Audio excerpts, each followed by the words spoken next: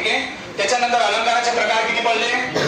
धोंड नावाच्या व्याकरणकारांनी अलंकाराला कशाची उपमा दिली? कर्णाच्या कवच कुंडलाची. कर्णाच्या कवच कुंडलाची. अलंकाराचे प्रकार पहिला दुसरा शब्द अलंकाराचे प्रकार किती? शब्द अलंकाराचे प्रकार किती?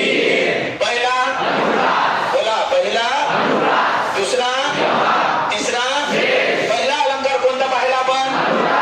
एखाद्या अक्षराची पुनरावृत्ती झाल्यास अनुप्रास हा अलंकार होतो. हिमालयाच्या हिम शिखरावर